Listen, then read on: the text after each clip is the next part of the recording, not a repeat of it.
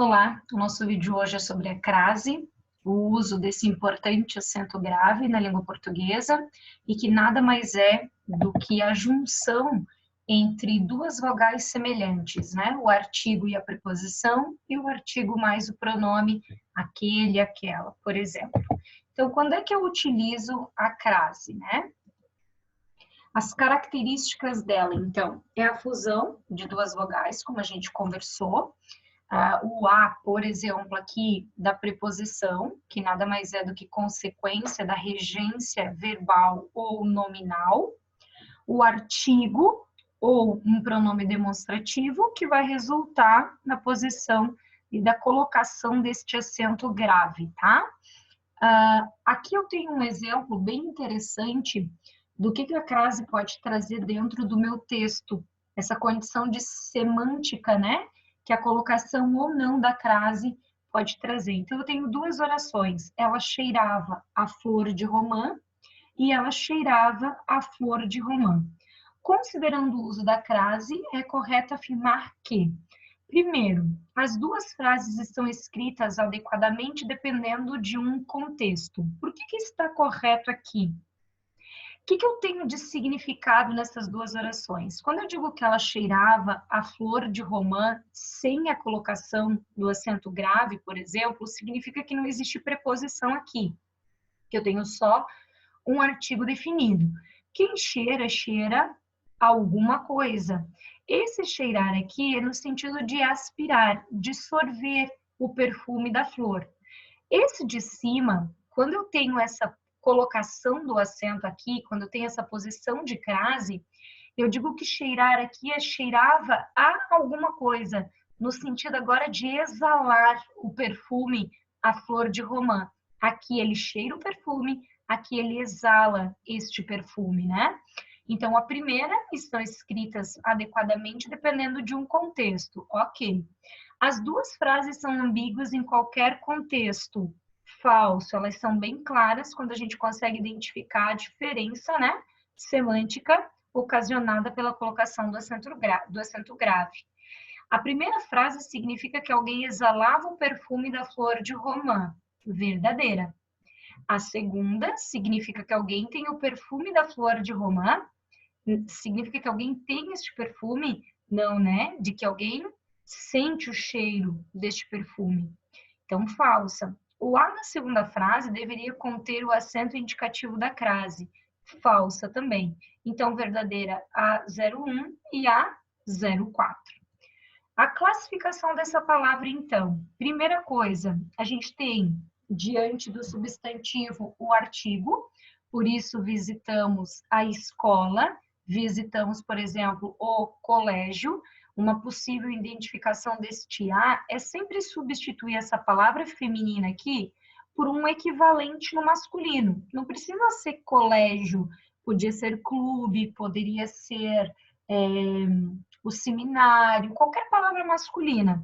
Se eu digo visitamos a escola e visitamos o colégio, eu comprovo que este A aqui é um artigo e ele concorda em gênero e número com o substantivo feminino.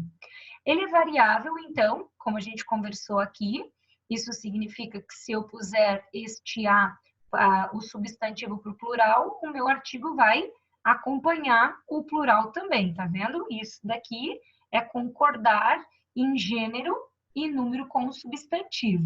Ele assume a forma de o, então, quando antecede o substantivo masculino, visitamos o colégio. A preposição, qual é a diferença, então, do artigo para a preposição? Em geral, ela vem depois de um verbo, de um substantivo ou de um adjetivo. Quando ela vem depois de um verbo, a gente está falando da regência do verbo. Quando vem depois de um substantivo ou adjetivo, nós estamos falando de regência nominal. E aí, na regência verbal, é bastante variável o significado de determinados verbos. Então, primeiro a gente identifica o significado para observar se exige ou não a preposição. Assistimos a um bom filme. Este A aqui, ele não se liga a um bom filme no sentido de gerar concordância de gênero e número, tá vendo? Porque ele estabelece uma relação de dependência com o verbo.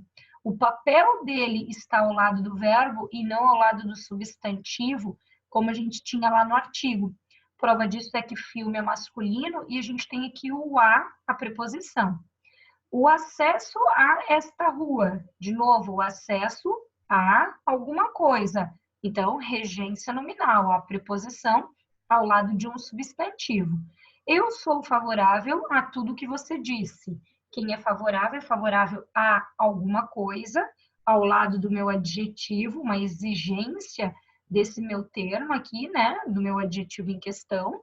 Então, regência nominal de novo. Essas preposições, elas não concordam em gênero e número. Elas são simplesmente uma consequência, né, da exigência do termo que está antecedendo-a. A preposição, então, é invariável, ela não altera nem para o plural e nem para o singular. O que altera para o plural, por exemplo, é a possibilidade de absorver o artigo que vem diante do meu substantivo, tá? Então, os jovens gostam de ir a festas, eles gostam de assistir a filmes. Tá vendo que eu não estou gerando concordância com o meu substantivo. Se eu quiser determinar esse filme, eu vou colocar aqui o os, então, aos filmes. Se eu quiser determinar festas, eu vou aglutinar, então, a preposição com o artigo as, e aí vai receber a crase aqui, e aí eu tenho as festas, mas a preposição em questão não concorda, não altera. A fusão entre os dois, então, eu preciso de duas condições. Quais são as duas condições para que a crase e o artigo se fundam, né?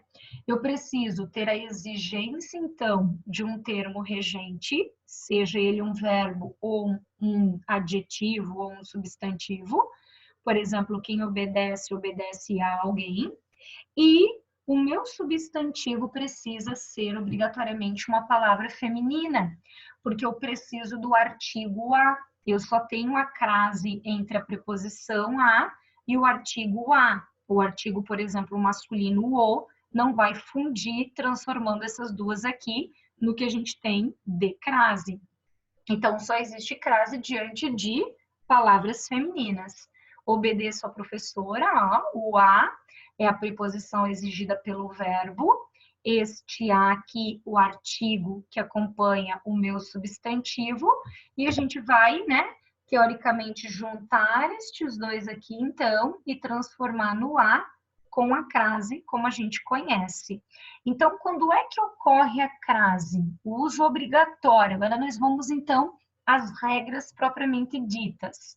A crase é obrigatória quando eu puder trocar o a feminino pelo ao masculino e observar se existe ou não a combinação do artigo mais a preposição. Então, isso aqui é uma dica. A primeira regra da crase é substituir a palavra feminina por uma masculina.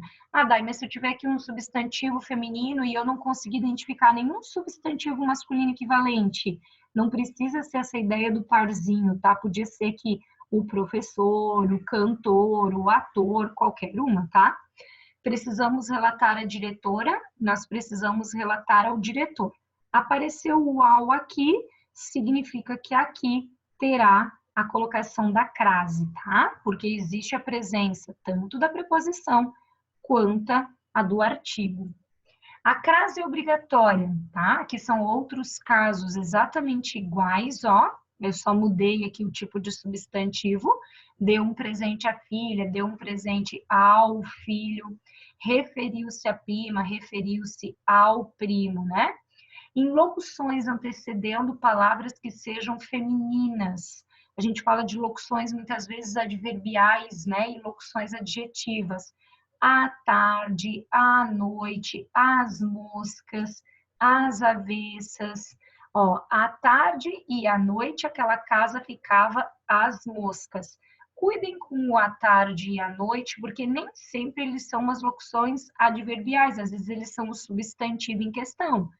Então, quando eu digo assim, ó, a tarde é muito longa para mim, a gente está falando do substantivo, então não tem crase. Vou te buscar à tarde. Tá vendo que agora é uma locução adverbial, é o quando eu vou buscar você. Então tem que cuidar um pouquinho com essas relações, tá? Tudo ocorreu às avessas, o diretor manteve-se à frente do processo. Aqui eu tenho outros exemplos, ó, de adjuntos adverbiais e adjuntos, locuções adjetivas, né? À tarde, locução conjuntiva, à medida que, às escondidas, à esquerda, às vezes. Cuidar com o às vezes também, o às vezes, né, quando é aquele do sometimes que a gente diz, ele tem a preposição. Quando ele é um substantivo, por exemplo, as vezes que eu encontrei você foram inesquecíveis, então não tem a preposição. A força não é o substantivo, mas o modo como você fez, por exemplo, tirou a caneta à força. É diferente de dizer que a força do homem, por exemplo, é espiritual. Aí você está usando como um substantivo. Isso vale para muitos, né? Vale para o à vontade também, para o à noite, como a gente conversou. Então, sempre tomar cuidado, ele precisa ser um adjunto adverbial. Ela ainda é obrigatória, então, diante do aquela e aquilo, se for possível substituir por a este, a esta e a este, né? Isso aqui é um macetezinho que a gente usa, a isto. Por exemplo, jamais fui àquele lugar, a este lugar, tá vendo? Quem vai, vai a algum lugar, então tem a preposição. E este a que tem aqui é o a que inicia a palavrinha aquele, então ele também se funde com o pronome demonstrativo. A crase, né, é a fusão entre a preposição mais o artigo ou a preposição mais os pronomes demonstrativos. Ela ainda é obrigatória, então, diante de pronomes relativos, que, qual, quais, quando na substituição do termo por uma palavra masculina for necessário o uso do al. Isso daqui acontece naquelas subordinadas adjetivas que a gente conversou. Lembra que quando a gente une essas subordinadas com um pronome relativo, esse meu pronome relativo está substituindo um termo. Quando o termo que ele substitui é uma palavra feminina, significa que eu posso usar a condição da crase. Desde que o verbo que vier depois do meu pronome relativo, ou o meu adjetivo, ou o meu substantivo, exigir a preposição a. Por exemplo, direi a minhas colegas que só agradecerei a que me ajudar com a tarefa. Quem é que vai me ajudar com a tarefa? Quem me ajuda, ajuda com alguma coisa. E eu vou agradecer a ela, tá vendo? Então, aquela que me ajudar. Aqui eu tenho a ideia da preposição, mais a ideia do termo substantivo feminino, né? Que eu estou substituindo. Aquela que me ajudar. Direi a meus colegas que só agradecerei ao colega que me ajudar. Então, aqui não vai a crase, porque eu tenho um masculino, um termo masculino. Então, eu uso o ao. Para ser crase, então, eu tenho que substituir uma palavra feminina e a preposição, ela precisa acompanhar o termo que rege, né, que está depois do meu pronome relativo, tá? Diante da palavra moda, com o sentido de a moda de, a gente diz que a única possibilidade de ter crase diante de uma palavra que seja masculina é quando ela tiver esse significado de a moda de. No espanhol, ela deriva daquela condição de a lá, que a gente, por exemplo, usava muito na língua portuguesa, né, um tempo atrás. Então, o jogador fez um gol a Pelé, ele fez um gol à moda de Pelé, né? A lá Pelé, como se usava. Então, essa aqui é a possibilidade da crase diante de uma palavra masculina. A única condição e a única possibilidade de encontrarmos isso, tá? Comi um bife a passarinho. O passarinho é uma palavra masculina, mas a passarinho é a moda de. Por que a moda de passarinho? Porque ele vem cortado em pedaços bem pequenininhos, né? Como, por exemplo, a mamãe passarinho fazia ao alimentar. Ela dá aquela mastigadinha antes de colocar no biquinho do passarinho. Então, a moda de. Bife a cavalo, a mesma coisa, né? Um ovo frito em cima de um bife. Então, a moda de, tá? Ela ainda é obrigatória na indicação de horas. Acordei às 7 horas da manhã. Eu até uso o único numeral, né, a única possibilidade de a gente encontrar uma crase diante de um número é quando esse número indicar horas. Nenhum outro existe a possibilidade. Então, se eu disser, por exemplo, de 7 a janeiro, não tem crase. Porque de 7 a 18, aliás, de 7 a 18 de janeiro, por que não tem? Porque eu estou falando do dia, de segunda a sexta, a mesma coisa, não tem. De 2010 a 2015, não tem. A única possibilidade é diante de horas. E eu ainda peço para o aluno substituir os 7 horas por ao meio-dia. Se couber aqui a possibilidade do ao meio-dia, tem crase. Acordei às 7 horas, acordei ao meio-dia. Então, eu coloco aqui a possibilidade de crasear, né, de colocar o acento grave nessa preposição, tá? Quando é que é facultativo o uso da crase? A UFSC já cobrou muitas questões com relação ao uso facultativo dela. Quando é que eu tenho isso? A gente diz que após a preposição até é facultativo, tá vendo? Fui até a secretaria, fui até a secretaria. Se é facultativo, ele é opcional. Diante de pronomes possessivos femininos, por exemplo, referi-me à sua professora ou referi-me à sua professora. Lembra de trocar pelo masculino se tiver dúvida, ó, ao seu professor, tá vendo? As duas possibilidades são corretas. E a terceira é diante de nomes próprios femininos. Na verdade, a preposição aqui, ela é essa condição de ser ou não ser obrigatória, porque o substantivo feminino é que traz essa possibilidade de facultar, né, o uso do artigo diante dele ou não. Eu tanto posso dizer que eu namoro Juliana, como eu posso dizer que eu namoro a Juliana. As duas orações são iguais, tá? Então, entregarei tudo a Juliana, entregarei tudo a Juliana. As duas possibilidades serão corretas. Casos especiais. A gente usa a ideia de nomes, de topônimos, né? E aí a gente até brinca muito com aquela ideia de fui a, volto da, crase a. Fui a, volto de, crase para quê? Ou vou a, volto da, crase a, vou a, volto de, crase para quê? Sempre que a gente tem essa condição, né, de verbos, por exemplo, que indiquem movimento e que estejam relacionados a topônimos, que são esses nomes de lugares, cidades, estados, países, a gente primeiro identifica a possibilidade do substantivo ser ou não ser feminino. Então, eu vou à Argentina, eu volto da Argentina. Então, eu coloco a crase. Fui, né, ao Brasil, tá vendo? Não tem. Vou à Itália, volto da Itália. Tem crase. Vou à China, volto da China. Tem crase também. Vou a Floripa, volto de Floripa. Então, eu não coloco o acento da crase. Essa ideia do vou a, volto da, eu coloco a crase. Vou a, volto de, significa que o substantivo é um substantivo masculino, né? Ele não aceita a colocação do artigo diante dele. Então, aqui, um macetezinho para vocês gravarem. Vou a, volto da, crase a. Vou a, volto de, crase para quê? Casos especiais ainda, tá bom? Quando o meu topônimo estiver acompanhado de algum termo específico, a crase daí passa a ser obrigatória. Vou a Curitiba, eu vim de Curitiba, não tem. Mas se eu digo vou a bela Curitiba, no sentido de que a cidade é bela, por exemplo, eu vou colocar aqui a crase estabelecendo essa concordância com o adjetivo. Vou a bela Floripa, mesma coisa. Vou a Floripa não tem. Mas se eu ponho a bela Floripa, eu vou colocar o indicativo do acento, tá? Diante da palavrinha casa, ela é tão importante que tem uma regra específica para ela. Quando a casa, essa palavra casa, vier especificada, eu coloco o acento da crase.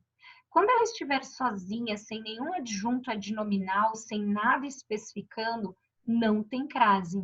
Voltarei à casa de Ronaldo, com crase. Voltarei à casa antes de todos, sem. Não precisa estar específico, por exemplo, de Ronaldo, de João, dos meus pais. Pode ser voltarei à casa amarela. O amarela também especifica casa. Então, eu também tenho a colocação da crase. O mesmo vale diante da palavrinha terra. Ela é tão importante que tem essa especificidade relacionada a ela. No sentido de lugar, ela vai ter crase quando ela vier determinada, quando ela vier especificada. Então, depois de longa viagem, cheguei à terra dos meus ancestrais. Se eu só tivesse dito que cheguei à terra, não teria crase, tá? Quando for terra, no sentido de planeta Terra, sempre tem crase, tá bom? O Terra como planeta é sempre antecedido por crase, inclusive ele é escrito com letra maiúscula. Quando terra for oposição à água, por exemplo, terra à vista, a gente está lá numa tripulação, numa embarcação, pertence a essa tripulação, e a gente que fala que chegou à terra, esse terra não tem crase, tá? Oposição à água, ó. Estamos na água, tripulação do navio, chegamos à terra, então um local de oposição.